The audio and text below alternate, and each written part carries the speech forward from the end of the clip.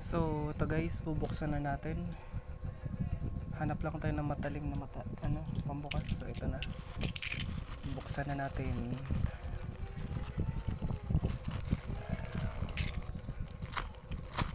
Oops.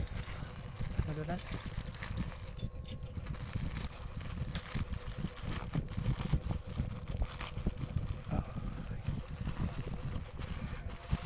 Okay, tapos ito na. Tabi na natin. So, ito na.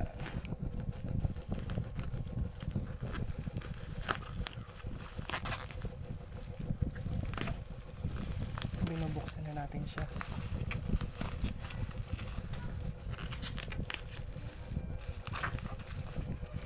So,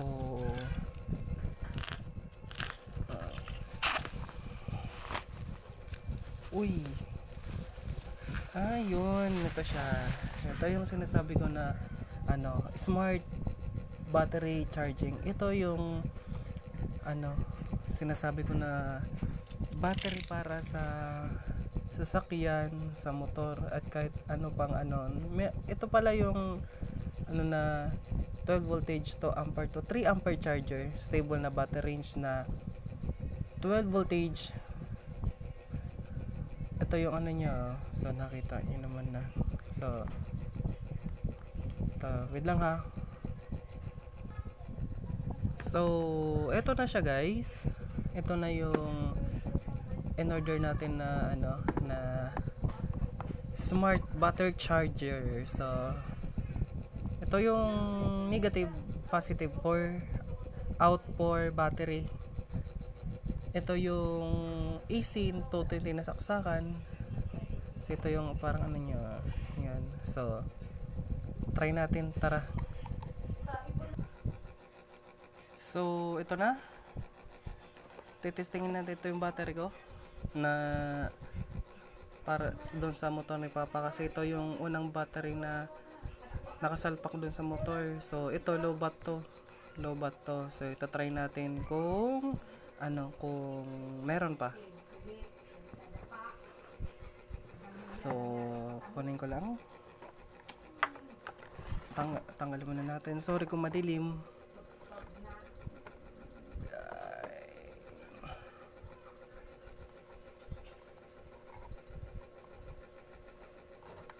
Yung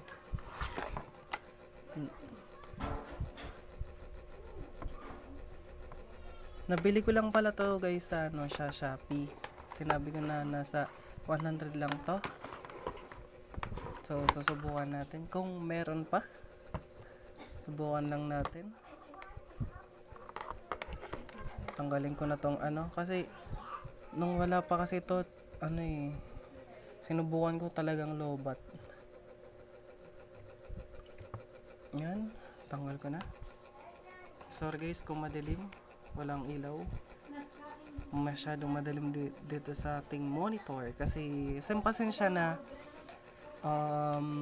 cellphone pa kasi tong gamit ko. So kaya masyado pang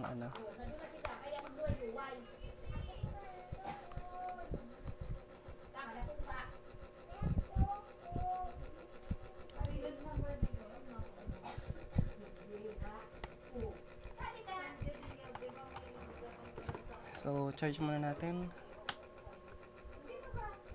Yun, umilaw siya. So ibig sabihin gumagana siya. Gumagana. So yun. Kasi walang nakaloaded. Namatay siya kasi hindi pa patayin muna natin ulit yung outlet. So yun.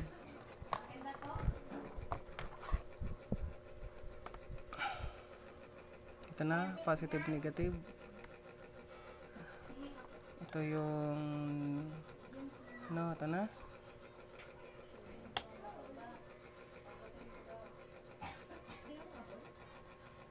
Talagang siya